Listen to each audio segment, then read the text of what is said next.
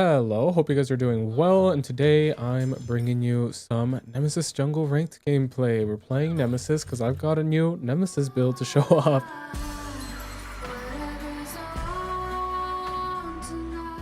It's not much of a new build. I mean, it's been around, but every time I get an obsession with going like a particular style of build, I gotta bring a video and talk about it. So yeah, also I'm going to talk a little bit before we get started into the rest of the stuff that I usually talk about. The build is up on your screen right now in the form of a screenshot. I'm going to talk a little bit about the jungle start. This is the jungle start for me. Wait, go on him. I don't have any abilities up. Wait, never mind. Not get hit by anything. He's dead. Nice. I'm able to pick up that kill. His dash is down, but my abilities are down, so we're not going to be able to do much off of that, but we'll pick up this buff. And that's what I was trying to say when I was talking about the jungle route. You don't want to give up this camp. It is of the utmost important that you get this over your enemy. It is like the most important thing ever. I don't care what jungle start you do, just don't do a jungle start that ends up with you losing that camp, please. You're trolling. The jungle starts choices, they're infinite, but just always keep that in mind. He shouldn't be able to kill me. I mean, now, there we go, out of abilities. Matter of fact, I might just fight him. We could just clear your red buff. Yeah. But yeah, that's what I wanted to the little rant that I wanted to do in the early game. First of all, it's neutral XP. The significance, pull it this way, they're coming. Anyways, the significance of that ability, or rather that jungle camp, is first and foremost, it's neutral XP.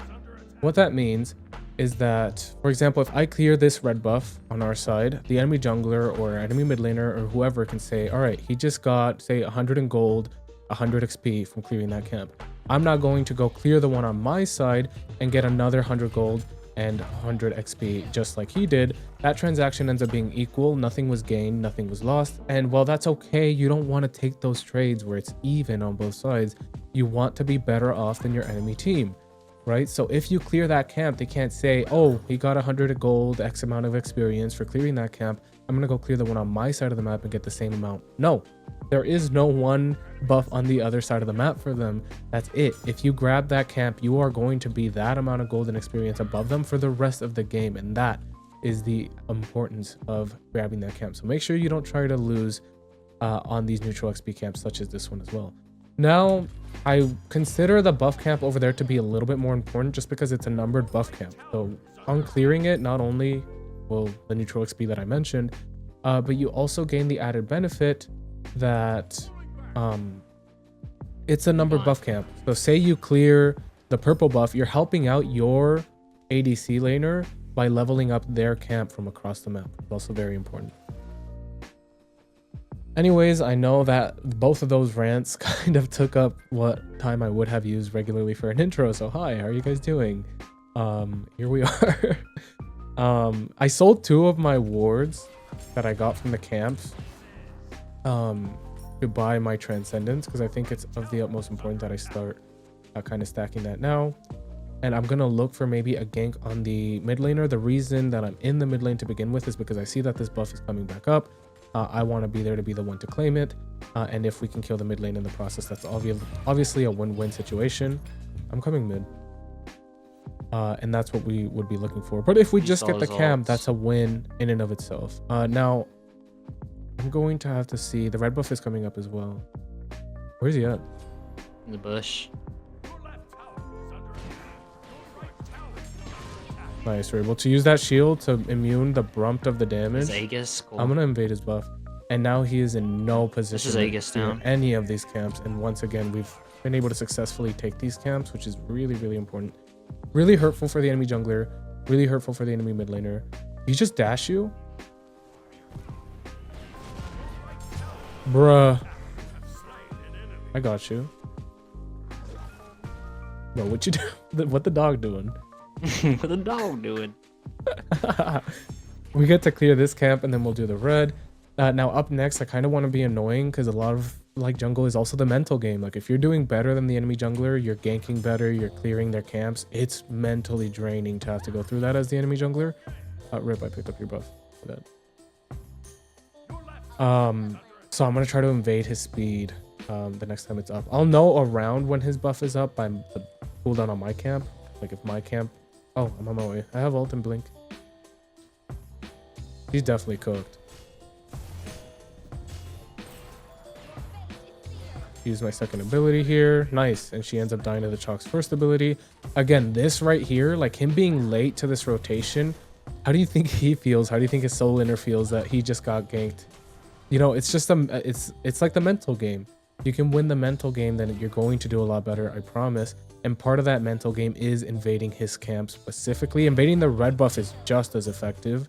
The speed buff is huge because it doesn't allow him to rotate as much and as fast as I do, which obviously is the name of the game when you're playing jungle, is just constantly rotating the jungle camps, constantly rotating. Ooh, wait a minute. Oh, freaking minions blocked it. If not her, then you. I'm fine with that outcome. Nice, we're able to pick up the Ra. I would have much preferred to kill the Izanami if I'm being honest, but I'll take the kill on the Ra without complaining. Now I'm gonna go ahead and check the timer on our camp.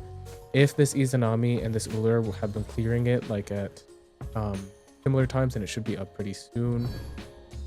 Yeah, it's up. All right, cool. I'm able to now invade this camp, and the speed buff is coming up. So again, winning that mental game if I'm able to take this. I should have probably gone through. Spin roll. I mean, I'll kill this Finn. Oh, he just jumped.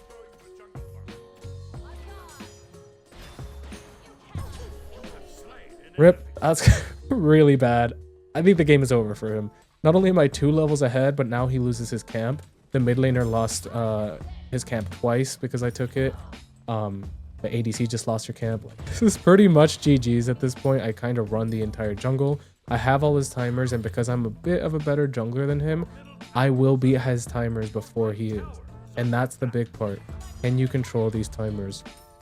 Obviously, being over here all of the time is going to make it so that I'm on my buffs late.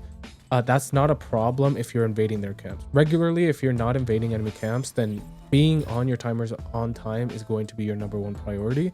But if you're invading their camps, obviously it's going to be a lot better taking their camps and stopping them from getting that golden experience and the buff effects. Oh, I'm on my way. If you don't just kill her, that is.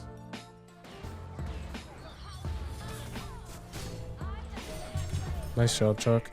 We're able to pick up that enemy soul laner, and then I want to clear that camp again. That is of the utmost importance. Is going to be that neutral CC and or neutral camps. He just dashed.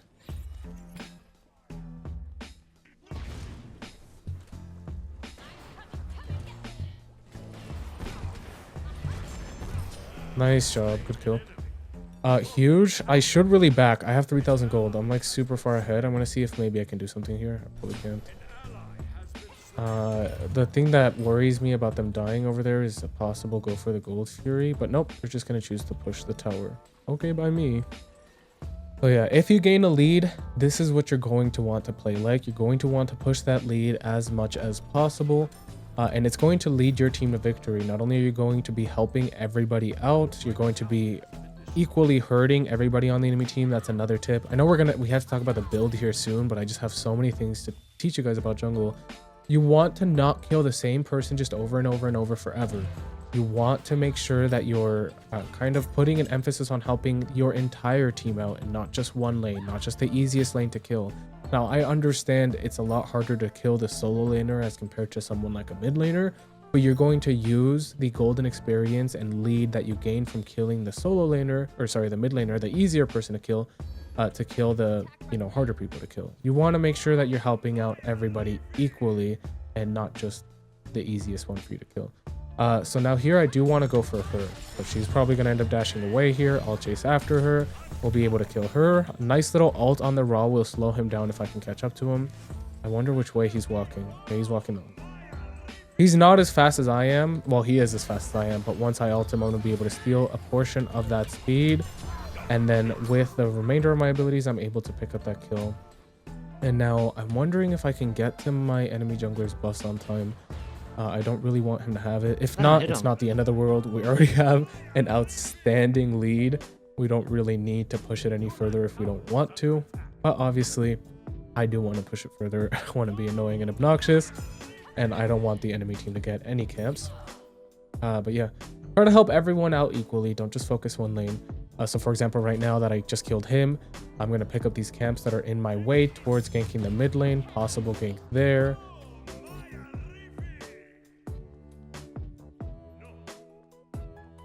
I can bait him. I could probably just blink him under tower. Does he know I'm here? Bruh.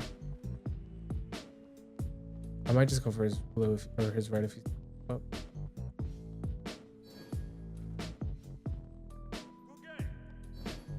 All right, this is a little bit of a position that I probably don't want to be in. I'm just gonna back off here. Junior's right there behind that wall. But yeah, I hope you guys are enjoying this video. I hope you're learning a little bit of how to jungle or how to play Nemesis. Again, I mentioned I already have a Nemesis guide up on YouTube. Ross here too. So if you just want to learn how to play Nemesis, in that video I go over everything to do with playing Nemesis. Combos, what her abilities do, how to use them together, where to build, where to play her, or rather how to build and where to play her. I'm on my way now that he just dashed.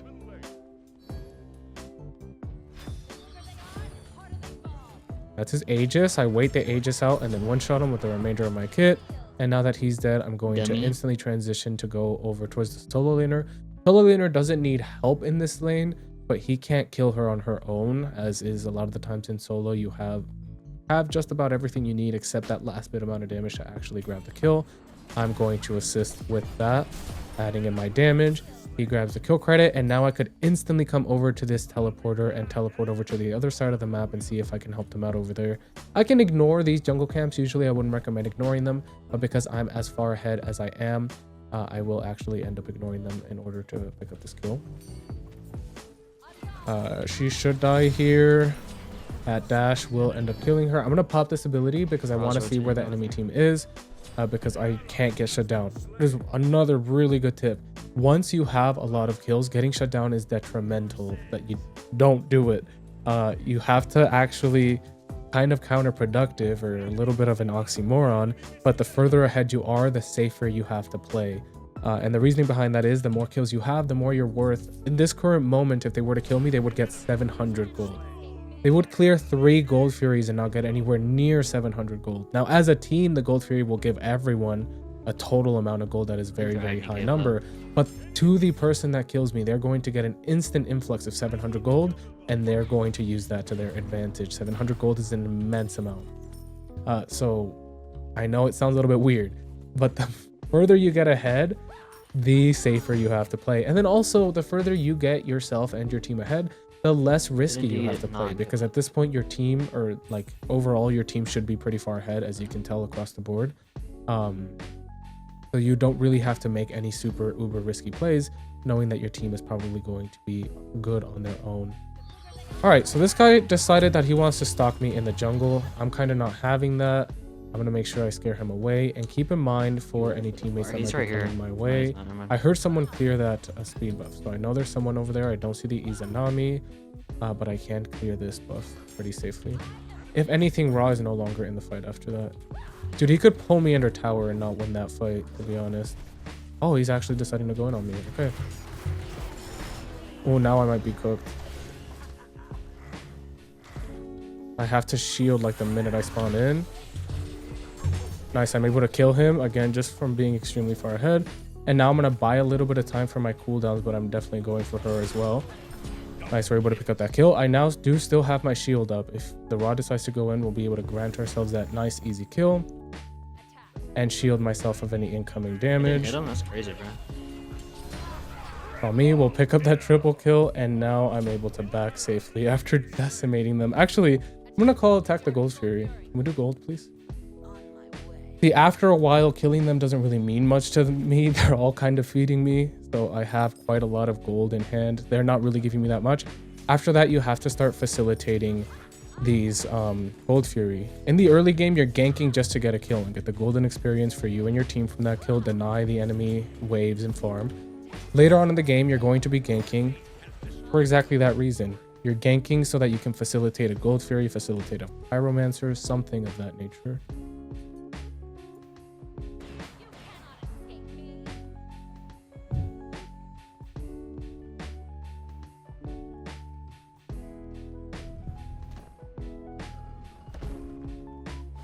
All right, I feel like I've yapped enough about just everything.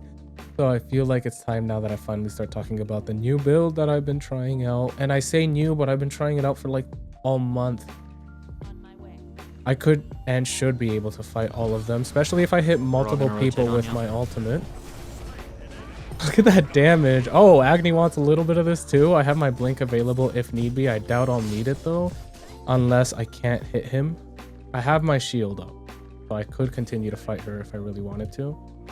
That of which I will, of course.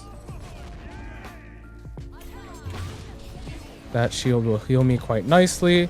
Just barely not able to kill her. Hopefully my team is able to stop me from getting shut down because she just got like 800 gold. Oh, nah. I mean, they'll get the kill credit after that, and maybe I'll do a little Call the Fire Giant since they're all dead. Alrighty, if I go in to kill this guy, it's literally just a flex. Let me not fight their entire team. Oh, that's his ult down. I'm gonna turn on an ultim now. Oh wait, I couldn't in time. I think that was a long Fenrir ult.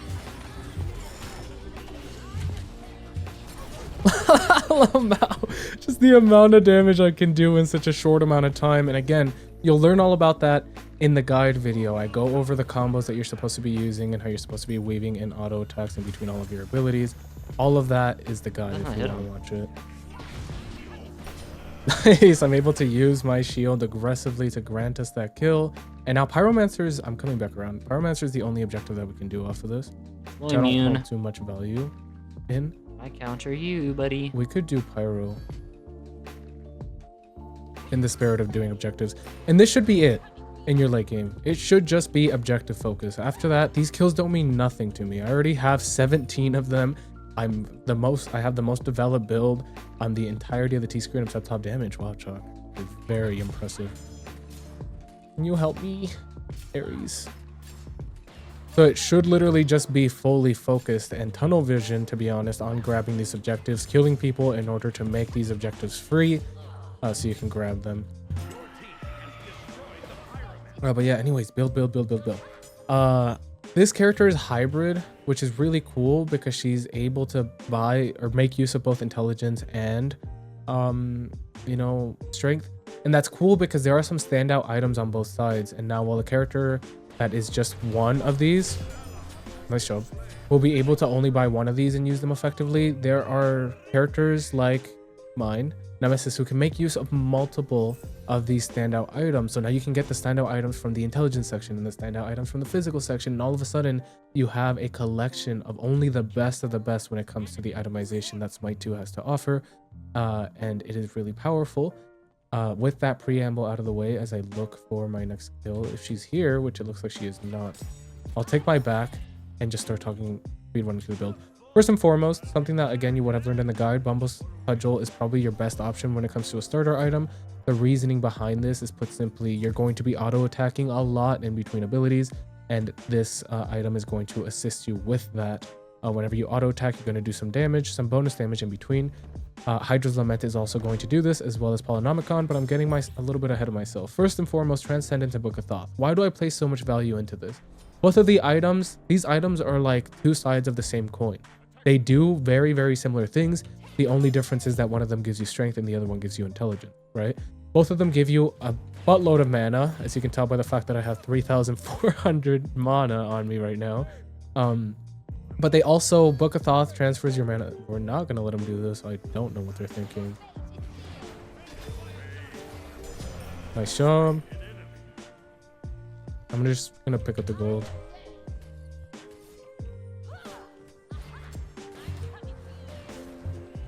Alright, we should be able to get this free Gold Fury.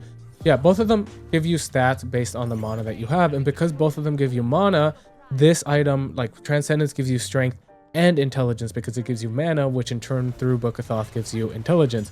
Same thing, vice versa. I'm going to go ahead and ult him because I have no one else to ult, and I'll be able to one-shot all of them. And we could just run it up mid, and I can keep talking about the build. So yeah, both of them give you mana and transfer mana into either intelligence or strength.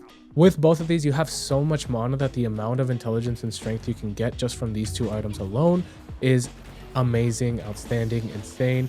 And both of them also give you flat pen once they're fully stacked. 20 flat pen in your early game is extremely oppressive for the enemy team. You're one-shotting the squishier characters. We should just attack middle. I think chasing her is a waste of time. What do we gain by killing her again? But yeah, it's a very oppressive thing to have that flat pin in the early game, because obviously the people that you're going to choose to fight aren't going to have much in the way of protections. So that flat pin becomes very, very important.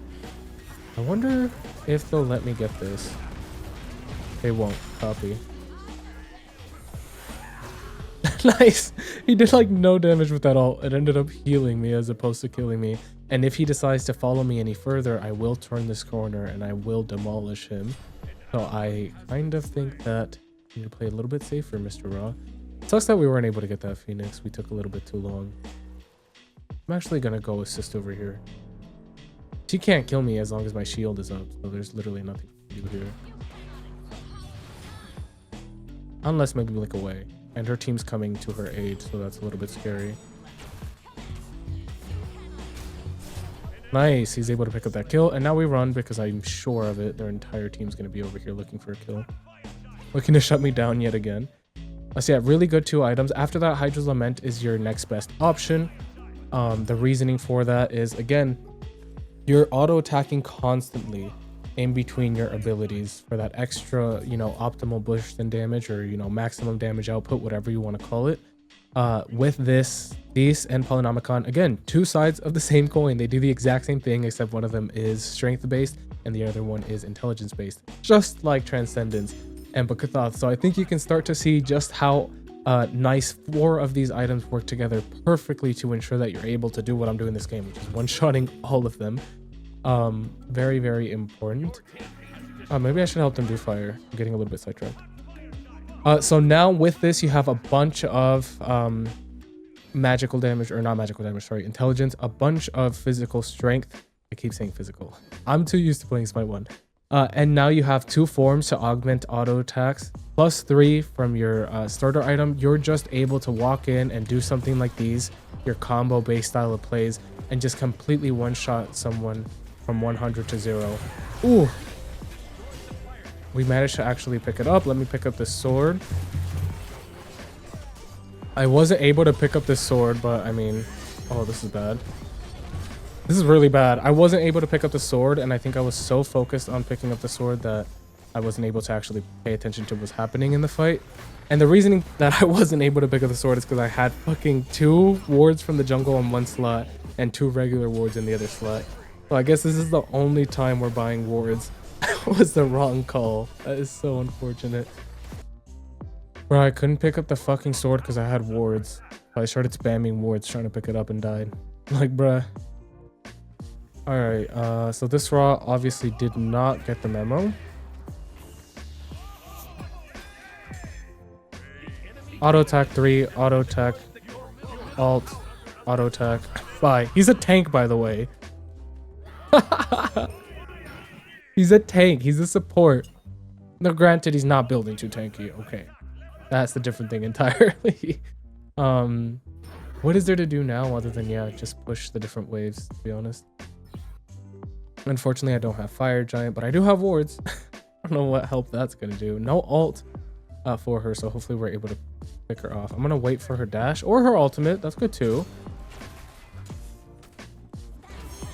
Make sure that I body block her dash. Nice, and we're able to pick her up pretty nicely. Make sure I buy out the tower's range. Later on the half of the game, or well, like a super mega late game, when we need to be pushing these objectives, I oftentimes find that it's better with Nemesis to split push. I find it very hard to just sit there and stare at them in most situations. However, there's no way to split push that mid Phoenix. The minions are just way too far away. It's going to take too long. Oh no! No, that was like 2 kills that I dropped because I got interrupted when it comes to my abilities. I'm going to try to get hit by a high profile ability in order to get myself healed a little bit. So any of you want to hit me with something? Any of you? No? Okay.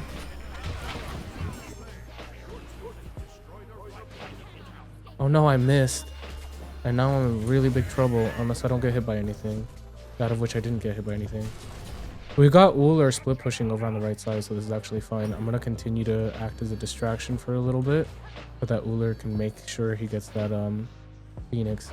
And now we're on the run. I'm definitely not gonna let Micah Coca die. I'm gonna come over and this here.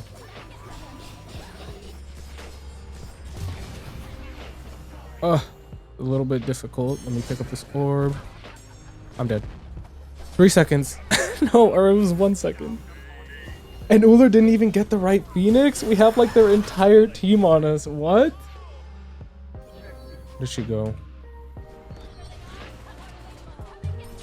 Nice, we're able to pick her off. I'm gonna go ahead and run around, and I'm looking to end the game here.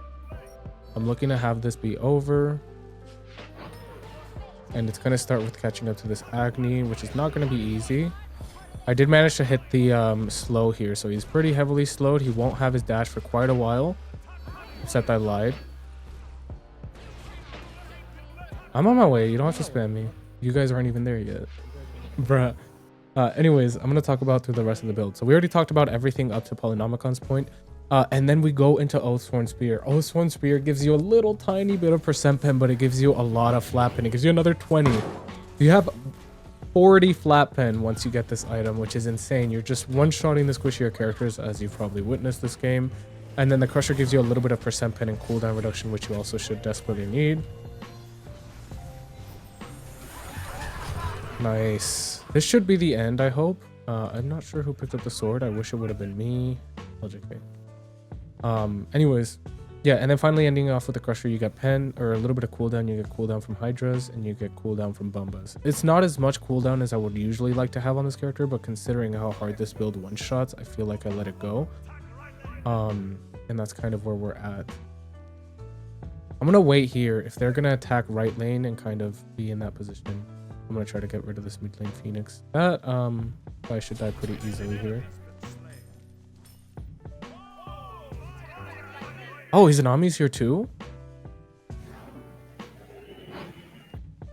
Where's the Iza?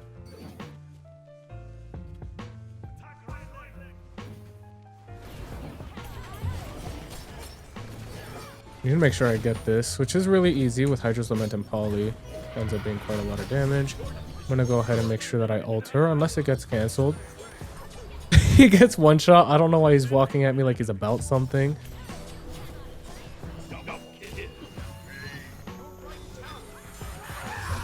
Alright, you're next, I guess. You're next on the chopping block, fam.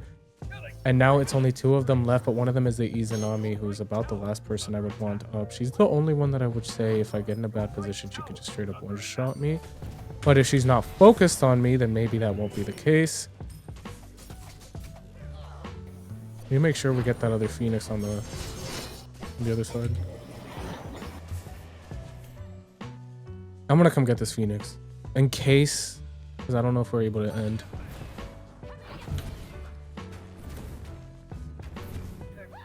There we go. This Phoenix is gone. It's just kind of an insurance policy because I was kind of getting the feeling that we wouldn't be able to end. And then I'm going to back and we should be able to group up just for the final push.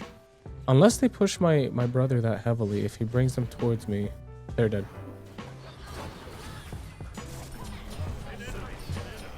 One more. One more, but I'm out of abilities. I don't really feel like getting pulled under Phoenix, if I'm being completely honest.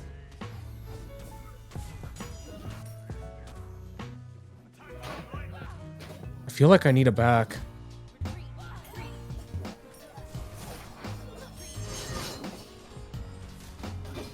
I'm gonna back. Alrighty, back to the fight we go to finally end off this game. I don't know if I mentioned this, but I do have a Discord server. So if that's something you guys are interested in, if you want to play games with me or need some help, I'll be happy to help you guys out with builds. And the other people in the community are also more than happy to help you guys out with builds or any tips you may be looking for. Any of that. He's dead.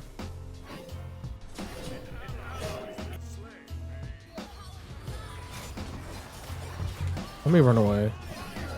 It serves well for a distraction, but to continue going into 5 people is not a good idea. But now that I've waited for my abilities to be up yet again, I have a pretty high chance of success here no matter what happens. So I'm going to start with this Ra. I'm going to be able to basically one-shotting him. he decided to go on me. Ooh, I'm really big trouble. That sucks. Maybe a little bit too many people to focus on all at once. Thankfully, the Ullr's gone, so he can defend for us. And they also have to send a couple of people to defend both of these waves. So we should be fine. Yeah, but anyways, I do have a Discord server. I forgot that I was talking about that. If you want some friendly people, non-toxic people to play Smite 2 with, or Smite 1, because there are still a lot of people that play Smite 1, then you can go ahead and join that server for anything like that. Also, if you enjoyed this video and found it helpful, do please subscribe. It'll mean the world to me, and it is, after all, free. Oh, the Ullr kind of threw, but thankfully the Chalk is up to defend. They've got minions over in the left side of the map. Those things one-shot the Titan. Wouldn't be surprised if they just straight up ended. But yeah, subscribe, like, comment. Check out the rest of my channel. I post videos like these every single day. I try to do like one gameplay video, one guide video, one gameplay video, one guide video, whether it be a character guide or just guides on the game in general. All right, this should be the very final fight here. I'm gonna try to play it a little bit more safe because I can't fight 3 people, but if I run into one person that happens to be alone, I'm gonna cook them so fast, it's gonna make their head spin. So that's kind of what I'm looking for. Anyone that I could run into that's all by themselves. Just gonna chill in this bush.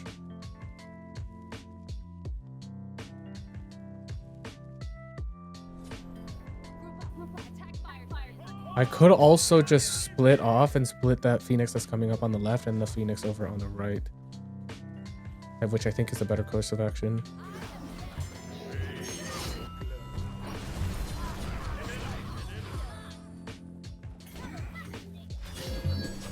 All right, I just managed to kill 3 people, or 2 people rather, and they managed to kill the rest. So that's GG's. Can I kill this Phoenix without dying? Good question. We can end.